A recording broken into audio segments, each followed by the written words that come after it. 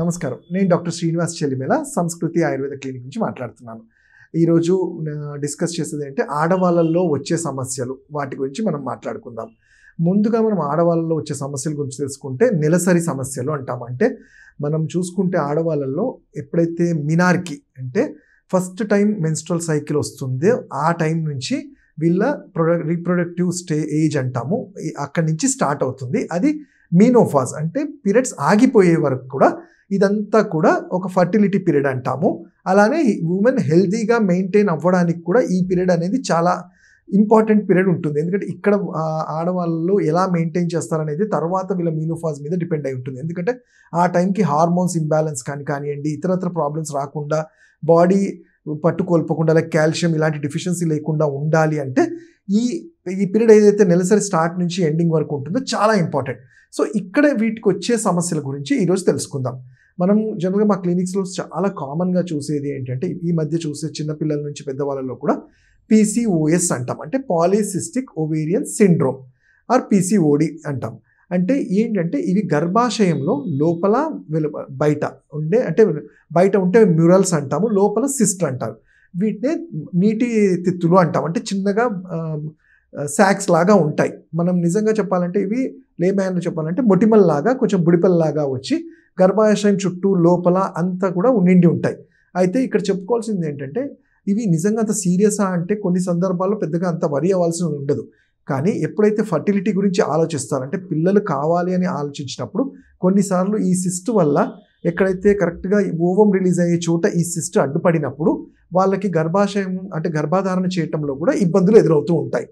వీటి వల్ల ఈ సిస్ట్లు అనేవి ఎలా ఉంటాయంటే కొన్ని సందర్భాల్లో మంచిగా ఫుడ్ తీసుకొని ఇమ్యూనిటీ మంచిగా పెట్టి మెటబాలిక్ అలా ఉన్న వాళ్ళలో అది దానంతట అవి కూడా తగ్గిన ఉంటాయి. అలానే మళ్ళీ కొత్తవి కూడా వస్తుంటాయి. అవి ఏంటంటే మన బాడీ తత్వాన్ని బట్టి ఆ వాళ్ళల్లో చూస్తుంటాం. అయితే ఈ పీసీఓఎస్ రావడానికి మెయిన్ కారణం చూసుకుంటే ఏంటంటే ఒకటి అధిక బరువు ఆర్ సెడెంటరీ లైఫ్ స్టైల్ అంటాం. అంటే ప్రాపర్ ఫుడ్ అనేది మనం తీసుకున్న దాన్ని డైజెస్ట్ చేసుకోలేకపోవటము, దానివల్ల మెటబాలిక్ ఫైర్ తగ్గిపోవటము, అలానే హార్మోన్స్ ఇతరత్ర హార్మోన్స్ లైక్ థైరాయిడ్ కానివ్వండి, అట్లానే షుగర్ ఇన్సులిన్ ఇన్సఫిషియన్సీ ఇలాంటి వాటి వల్ల కూడా ఈ గర్భాశయంలో హార్మోనల్ ఇంబ్యాలెన్స్ వల్ల జనరల్గా జరుగుతూ ఉంటాయి. అయితే ఇదే కాకుండా ఇంకోటి ఏంటంటే ఎండోమెట్రియాసిస్ అంటాం.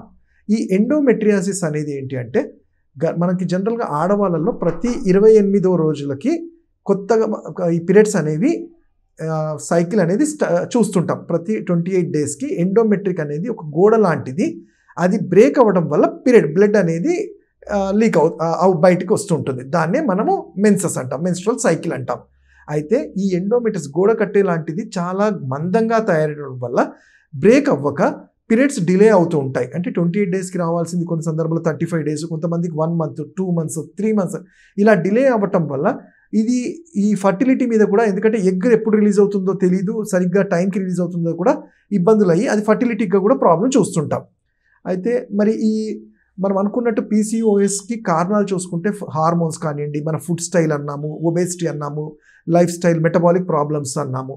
ఇవి కాకుండా కొన్నిసార్లు స్ట్రెస్ వల్ల కూడా ఇవి చూస్తుంటాం. అంటే హార్మోన్స్గా చూసుకున్నప్పుడు థైరాయిడ్ ఎలా బాడీని వీక్ చేస్తుందో అలానే ఈ స్ట్రెస్ అనేది కూడా బాడీకి కొంత వీక్ చేయటం వల్ల మన మెటబాలిక్ ఫైర్ అనేది తగ్గుతూ ఉంటుంది. అయితే దీన్ని తెలుసుకోవడం ఇంకా ఈజీగా ఏంటంటే ఎప్పుడైతే నెలసరి టైంకి అవ్వట్లేదు అన్నప్పుడు మనకి మోడర్న్ సిస్టమ్ ప్రకారం మనకి ఈజీగా అవైలబుల్ అయ్యే స్కానింగ్ అంటాం.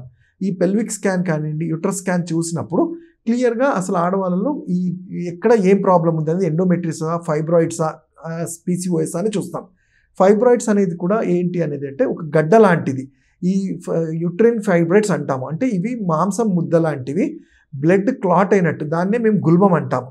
బ్లడ్ క్లాట్ అయినట్టు ఈ మాంసం ముద్దలు అనేవి కూడా యూట్రస్ని మొత్తం చేయడం వల్ల ఇది క్యాన్సర్గా కూడా టర్న్ అయ్యే ఛాన్సెస్ ఉంటాయి. కాబట్టి సరైన టైంలో తెలుసుకోవడము, ఆ తెలుసుకునేది కూడా ఫస్ట్ ఈజీగా అంటే పీరియడ్స్ స్కిప్ అయ్యాయి అంటే other than the fertility, conceive కాకుండా మిగతా టైంలో పీరియడ్స్ రావట్లేదు అలా అనుకున్నప్పుడు వెంటనే ఆయుర్వేద వైద్యుడిని సంప్రదిస్తే మీ నాడిని బట్టి మీది వాతపైత్య కఫాలో చూసుకొని, అవసరం అనుకుంటే నేను చెప్పినట్టు మోడర్న్ ఇన్వెస్టిగేషన్స్ లైక్ స్కానింగ్ ఇలాంటివి చూసుకొని దాన్ని మనం అక్కడే తెలుసుకోవడానికి ఉంటుంది.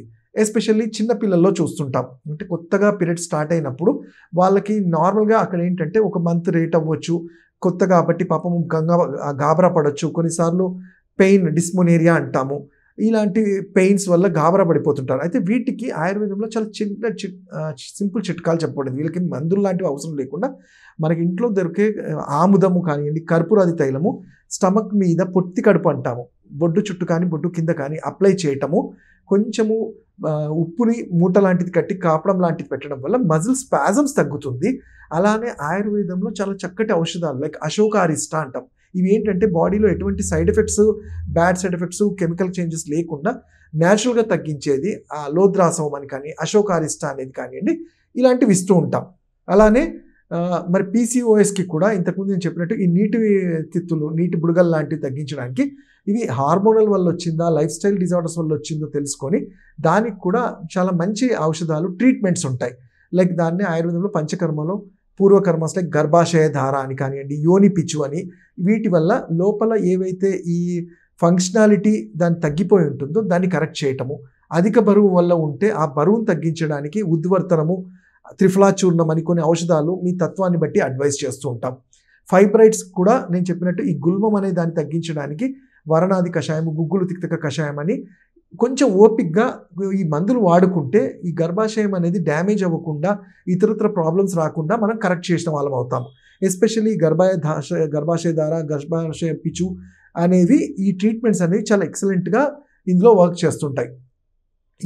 ఈ ప్రాబ్లమ్స్ వల్ల ఒకవేళ ఫర్టిలిటీ అంటే పిల్లల్ని కలగలేకపోతున్నారు అన్నప్పుడు ఏంటంటే అప్పుడు కూడా ఈ ట్రీట్మెంట్స్ అనేది సజెస్ట్ చేయటం వల్ల వాళ్ళ ఏఎంహెచ్ అంటే యాంటీములేరియన్ హార్మోన్ కానివ్వండి ఏమన్నా తగ్గిపోయినప్పుడు, లేదంటే ఇతరత్ర హార్మోన్స్ ఏమన్నా ఉంటాయి, ఎండోమెట్రిస్ ఇంతకుముందు చెప్పినట్టు, వీటన్నిటిని కూడా మనం కంట్రోల్ చేయగలిగితే ఇది వీళ్ళు ఈజీగా కన్సీవ్ అయ్యే ఛాన్సెస్ కూడా ఉంటాయి. అయితే వీటి ఇంకో లక్షణాలు ఏముంటాయంటే మెయిన్గా టీనేజ్ గర్ల్స్లో చూసేది ఏంటి, పీసీఓఎస్ వల్ల హర్సుటిజం అంటాం. అంటే చిన్నగా ఈ మూతి దగ్గర, గడ్డం దగ్గర హెయిర్ లాంటిది రావటము, చాలా హార్ష్గా స్కిన్ అయిపోవటము, బరువు పెరిగిపోవటం కూడా చూస్తుంటారు. చాలా ఇబ్బంది, టీనేజ్ గర్ల్స్కి చాలా ఇబ్బందికరంగా ఉంటుంది జుట్టు రాలిపోవటము. సో వీళ్ళకి మేము సజెస్ట్ చేసేది ఏంటంటే నేను ఇంతకుముందు చెప్పినట్టు ఈ ట్రీట్మెంట్స్తో పాటు సరైన పోషకాహారాలు ఉన్న ఫుడ్తో పాటు ఈ ట్రీట్మెంట్స్ని లైక్ అశోకారిష్ట అని కానివ్వండి, గర్భాశయ ధార అని కానివ్వండి, అభ్యంగనము, అలానే వీరేచన ట్రీట్మెంట్స్ వాళ్ళ తత్వాన్ని బట్టి ఇచ్చుకోగలిగితే ఈ పీసీఓఎస్ కానివ్వండి, ఇతరత్ర హార్మోనల్ వల్ల వచ్చే కాంప్లికేషన్స్ కూడా మనం అరెస్ట్ చేసిన వాళ్ళం అవుతాము. వాళ్ళ లైఫ్ స్టైల్ చాలా నార్మల్గా లీడ్ చేయడం కనుక అవుతాము. అలానే మీనోఫాస్ తర్వాత కూడా చూస్తాము ఈ మూడ్ స్వింగ్స్, ఇలాంటి వాటికి కూడా శిరోధార అనేది బాడీలో ఏంటంటే ఈ ఎండార్ఫిన్స్ని కంట్రోల్ చేయటంలో, వాళ్ళ రిమైనింగ్ లైఫ్ స్టైల్ అంతా కూడా ఈ ప్రాబ్లం లేకుండా, మీనోఫాజ్లో వచ్చే ప్రాబ్లమ్స్ లేకుండా కూడా సాల్వ్ చేసిన వాళ్ళం అవుతాం. ఇంకా వీటి గురించి మీరు తెలుసుకోవాలంటే నా పర్సనల్గా వచ్చిన క్లినిక్స్లో కానీ నా నంబర్ 7658909501 వచ్చి కనుక కాల్ చేయొచ్చు. Thank you.